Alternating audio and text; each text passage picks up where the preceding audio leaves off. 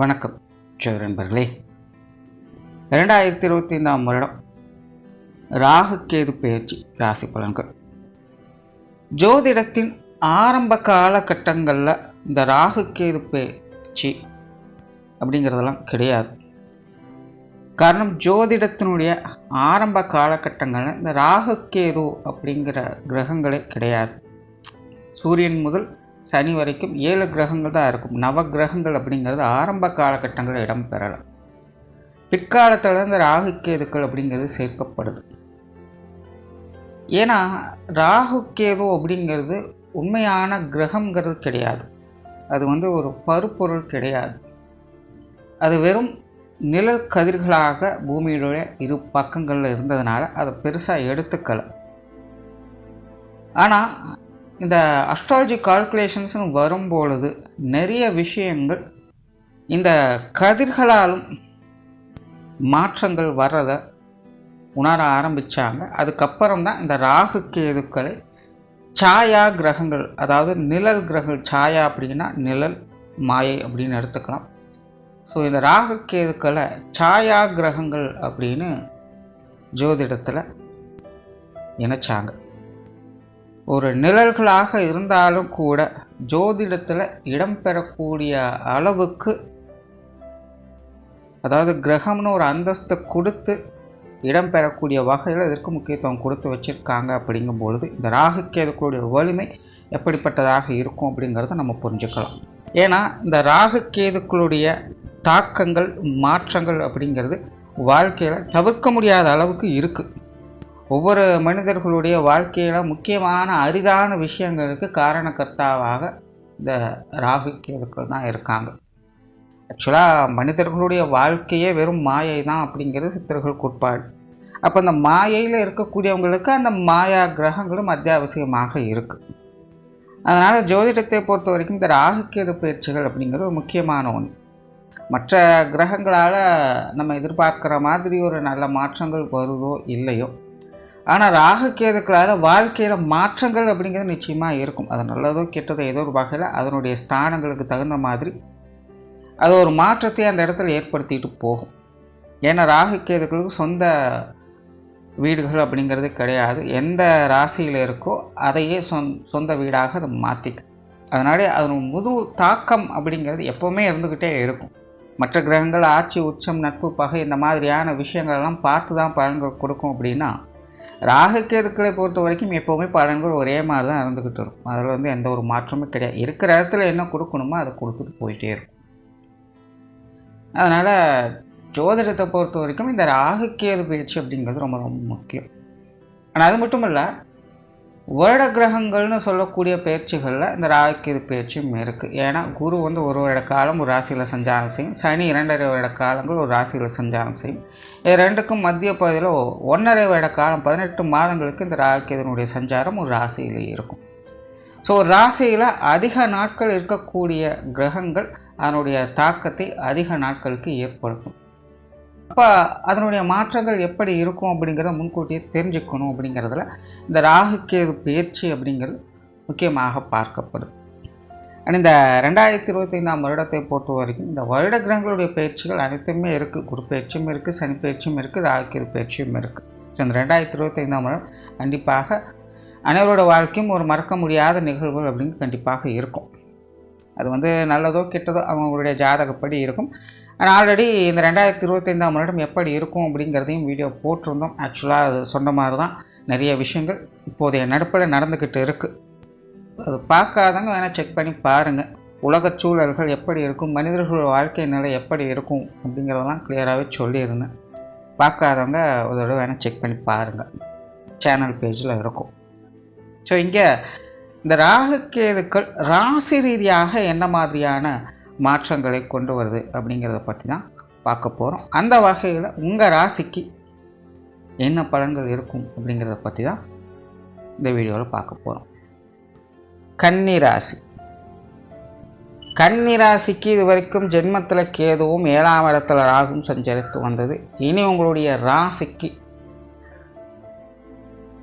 6ஆம் இடத்துக்கு ராகுவும் 12ஆம் இடத்துல கேது அடுத்த 18 மாதங்களுக்கு சஞ்சாரம் செய்துட்டு வரும். பொதுவாக இந்த ராகு கேதுவை பொறுத்த வரைக்கும் கன்னி ராசிக்காரர்களுக்கு எதுவும் செய்யாது அப்படின்னு சொல்லலாம். அதாவது எதுவும் செய்யாதுன்னா எதுவுமே செய்யாது, எல்லாம் கிணத்துல போட்ட கல் மாதிரி சும்மா கிடக்கும். அதாவது நம்ம ஒரு இடத்துக்கு வேகமாக போகணும் அப்படின்னு நினைக்கிறோம், ஆனால் திடீர்னு குறுக்க ஒரு ஆள் வந்து நின்றுக்கிறாங்க, ரொம்ப நேரமாக நிற்கிறாங்க, கொஞ்சம் நேரம் போட்டு பார்க்குறோம், ஒன்றும் தகுந்த பாடு இல்லை. ஒரு கட்டத்துக்கு மேலே ரொம்ப டென்ஷன் ஆகிடும். ஒன்று அந்த பக்கம் போ, இல்லை இந்த பக்கம் போ, ஏன் இப்படி நடுவுலேயே இருந்து போக வழிவிடாமல் இம்சை பண்ணிகிட்ருக்கீங்க அப்படின்னு நம்மளை அறியாமலே கேட்க தோணும். ஸோ கிட்டத்தட்ட கன்னி ராசிக்காரங்களுக்கு இந்த ராகு கேதுகள் அப்படிப்பட்ட ஒரு விஷயத்தை தான் செய்யும். ஒன்று நல்லதை செய், இல்லையா கெட்டதையாவது செஞ்சுட்டு போ, ஏன் ஒன்றுமே பண்ணாமல் சும்மாவே கிடக்குறீங்க அப்படிங்கிற மாதிரி கன்னி ராசிக்காரங்களுக்கு அவங்களுடைய பொறுமையை சோதிச்சோம். ஸோ அப்படி தான் இந்த ராகு கேது இப்போ அவங்களுடைய ராசியிலேயே இருக்கிறதுனால கடந்த ஒரு 1.5 வருட காலங்களாக அவங்களுடைய நிலைமை எல்லாம் நடக்குதுங்க, ஆனால் ஒன்றும் பிரயோஜனம் இல்லைங்கன்னு சலிச்சுக்கிட்டே இருக்கிறாங்க. சிலருக்கெல்லாம் ஆசைப்பட்டது கூட கிடைச்சிருக்கும், ரொம்ப நாளாக ட்ரை பண்ணிகிட்டு இருப்பாங்க, இப்படி ஒன்று விஷயத்த செஞ்சிடலாம், இல்லை இப்படி ஒரு விஷயம் நமக்கு கிடைக்காதா அப்படின்னாலாம் ஏங்கிட்டெல்லாம் இருப்பாங்க. அந்த மாதிரியான நிலைகள்லாம் ஏற்பட்டு இருக்கும். ஆனாலும் மனசில் திருப்தியே இருக்காது. இன்னும் வாழ்க்கை இது எல்லாம் இருக்குது, ஆனாலும் என்னால் ஒன்றும் பண்ண முடியல, இது இப்படியே தான் இருக்குது, இதுக்கு மேலே என்ன, ஒன்றும் புரியாது, குழப்பிக்கிட்டே இருக்க வேண்டியதுதான். ஒரு வீடு கட்டணும்னு நினைக்கிறாங்க, வீடு கட்டவும் ஆரம்பிச்சிட்டாங்க, இடம் வாங்கியாச்சு, வீடு கட்டவும் ஆரம்பித்தாச்சு, ஆனால் திருப்தியாக இருக்கா? நம்ம நினச்சது தான் நடந்துக்கிட்டு இருக்குது, ஆனால் நம்ம திருப்தியாக இருக்குமா, நிம்மதியாக இருக்குமா? கிடையாது. இது என்னமோ வாக்கில் போய்கிட்டு இருக்கு, அவ்வளோதான். படிக்கணும்னு ஆசைப்பட்றோம், ஒரு நல்ல வேலை செய்யணும்னு ஆசைப்பட்றோம், எல்லாம் நடந்துக்கிட்டு தான் இருக்குது, ஆனாலும் மனசில் ஏதோ ஒன்று குறையுது, எதையும் ஏற்றுக்க மாட்டேங்குது, திருப்தியே இல்லைங்க. என்ன பண்ணாலும் மனசு எதுலேயுமே ஒட்ட மாட்டேங்குது, மனசு சும்மா கையமையன்னு கத்திக்கிட்டே தான் இருக்குது, தூங்குறது கூட நிம்மதியாக தூங்க விட மாட்டேங்குது அப்படின்னு புலம்பக்கூடிய நிலையை தான் கன்னிராசிக்காரங்க இது வரைக்கும் பார்த்துக்கிட்டு வருவாங்க. நல்லது நடக்குது, கெட்டனுக்கு ரெண்டாவது விஷயம். ஏன்னா மற்ற கிரகங்களுடைய அமைப்பு கொஞ்சம் நல்லபடியாக இருந்தது, அதனால் ஏதோ ஒரு சில விஷயங்களால் நல்லபடியாக பார்த்துட்டு வந்திருப்பாங்க. அவங்களுடைய வாழ்க்கை, அதாவது அவங்களுடைய வயது நிலைக்கப்போ அவங்களுடைய தேவைகள் பூர்த்தி ஆகிட்டு தான் இருக்கும். ஆனால் தனிப்பட்ட முறையில் கன்னி ராசிக்காரங்களுடைய மனதை போட்டு பிசைஞ்சு எடுத்திருக்கும். ஸோ அப்படிப்பட்ட ராகு கேதுக்கள் இனி உங்களுடைய ராசிக்கு மறைவு ஸ்தானங்களான 6, 12ஆம் இடங்களுக்கு அடுத்த 18 மாதங்கள் சஞ்சாரம் செய்யும். பொதுவாகவே இந்த மறைவு ஸ்தானத்தில் ராகு கேதுக்கள் வந்துருச்சு அப்படின்னா இது கொஞ்சம் நெகட்டிவாக தான் வேலை செய்யும்.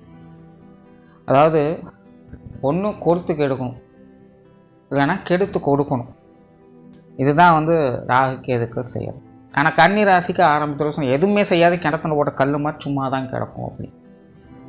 பட் 6ஆம் இடம் 12ஆம் இடம் அப்படிங்கிறது கொஞ்சம் நெகட்டிவாக வேலை செய்யக்கூடிய விஷயங்கள். ஆக இது கன்னி ராசிக்கு பார்த்தீங்கன்னா நல்லதை செய்யுமா கெட்டதை செய்யுமானா எதையுமே சரியாக யூகிக்கவே முடியாது. அதாவது இது வரைக்கும் ஒரு நல்ல விஷயம் நடந்தது, இல்லை கெட்ட விஷயம் நடந்தது, பட் அதுக்கான ரியாக்ஷன் உங்கள்கிட்ட பார்க்க முடியாது. ஆனால் இந்த முறை பார்த்திங்கன்னா உங்கள்கிட்ட ரியாக்ஷன் இருக்கும், ஆனால் நடந்தது நல்லதா கெட்டதான்னு உங்களுக்கே புரியாது. இப்படி நடக்கிறதால லாபத்தில் நஷ்டமா இல்லை நஷ்டத்தில் லாபமா அப்படிங்கிறதே புரிஞ்சுக்க முடியாது. ஆனால் நீங்கள் வந்து இனி ரியாக்ட் பண்ண ஆரம்பிச்சிடுவீங்க. உங்களுக்கு அந்த உணர்ச்சியற்ற நிலை, மறத்து போன நிலை அப்படிங்கிறதெல்லாம் போயிடும். இன்னும் நீங்கள் தெளிவாக யோசிக்க ஆரம்பிக்கலாம். மனசில் ஒரு புது எண்ணங்கள், உத்வேகங்கள் எல்லாமே உருவெடுக்க ஆரம்பிக்கும். கன்னி ராசிக்காரங்க கொஞ்சம் பிரிஸ்காகவே இருப்பாங்க, அதில் எந்த பிரச்சனையும் இல்லை, நினச்சதை செய்யலாம். ஆனால் நடக்கிற விஷயங்களை காரியங்களை புரிஞ்சுக்கிறது கஷ்டம். நான் ஒரு காரியத்தை செய்கிறேன், அதன் மூலமாக ஒரு ரிசல்ட்டு வருது, அந்த ரிசல்ட்டால் எனக்கு பிரயோஜனமாக இல்லையா அப்படிங்கிறது புரிஞ்சுக்க முடியாது, கஷ்டமாக இருக்கும்.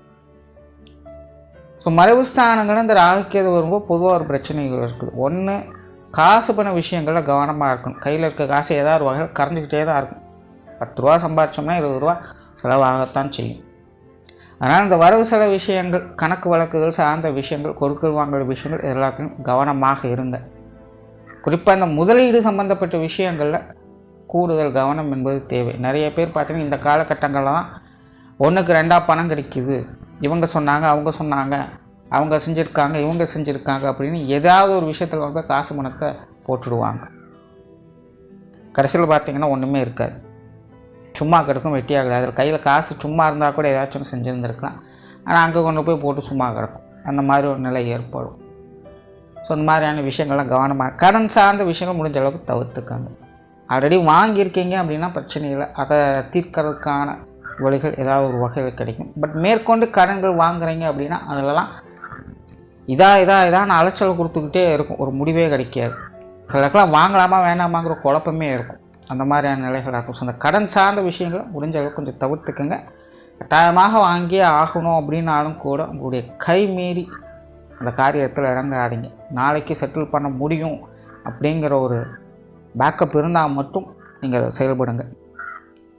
இல்லை நாளைக்கு ஏதோ ஒன்று பண்ணி பார்த்துக்கலாம் அப்படின்னாலும் நீங்கள் செஞ்சீங்கன்னா அப்படின்னா அது கொஞ்சம் கஷ்டத்தை ஏற்படும். ஸோ அதனால் அதெல்லாம் கொஞ்சம் கவனமாக இருங்க. பொது விஷயங்கள் மற்றும் பொது காரியங்களில் ஈடுபாடுகள் குறைவாக இருக்கும். மற்றவங்களுடைய சப்போர்ட் அப்படிங்கிறது ஒரு பக்கம் இருக்குது, மற்றவங்களுடைய ஆதாயம் அனுகூலம் அப்படிங்கிறதெல்லாம் இருக்கும். ஆனால் உங்களுக்கு தனிப்பட்ட முறையில் வெளி இடங்கள், காரியங்கள் இதெல்லாமே கொஞ்சம் மந்தமாக இருக்கும். பெருசாக ஆக்டிவாக இருக்க மாட்டீங்க மற்றவங்க சம்மந்தப்பட்ட விஷயங்கள், காரியங்கள்லாம். குறிப்பாக இந்த உற்றார் உறவினர்கள், நண்பர்கள் வகையில் எனக்கு பெருசாக ஈடுபாடுகள் இருக்காது. ஆல்ரெடி கன்னி ராசிக்காரங்களோட நிலை அப்படி தான் போய்கிட்டு இருக்குது. சம்பகாலமாக அது கொஞ்சம் கூடுதலாகவே இருக்குன்னு சொல்லலாம். நண்பர்களாகட்டும், உறவினர்களாகட்டும் பெருசாக யாரும் ஒட்ட மாட்டாங்க. பெரும்பாலும் கன்னி ராசிக்காரங்க தான் உண்டு தான் வேலை உண்டுன்னு அமைதியாக இருக்காங்க. தனக்குன்னு ஒரு அளவான குடும்பம், அன்பான மனைவி, மக்கள் அப்படின்னு ரொம்ப சிம்பிளாக தான் இருந்துக்கிட்டு இருக்காங்க. பெருசாக எந்த ஒரு உறவினரோ நண்பரோலாம் குற்றத்தாரோ சப்போர்ட் பண்ணுறது கிடையாது. ஏதோ இருக்காங்க அவ்வளோதான் அப்படிங்கிற ஒரு நிலை தான். ஸோ இந்த ஆதிக்கேது பயிற்சிக்கு அப்புறம் பார்த்தீங்கன்னா இந்த உற்றார் உறவினர், நண்பர்கள் சார்ந்த விஷயங்கள் பெருசாக ஒட்டாது, கொஞ்சம் பட்டும் படாமல் தான் இருக்கும். நீங்களும் அதுக்கு தகுந்த மாதிரி இருந்துக்கிறது நல்லது. ஆன்மீக விஷயங்களில் ஈடுபாடுகள் அதிகரிக்கும். அதாவது 12ஆம் இடத்துல கேது வந்துருச்சு அப்படின்னா ஜென்ரலாகவே பரதேசம் போகக்கூடிய அமைப்புகள் அப்படிங்கிறதுக்கும். பட் இன்றைக்கி பரதேசம் போகிறது அப்படிங்கிறதெல்லாம் நடக்காத ஒரு காரியம்.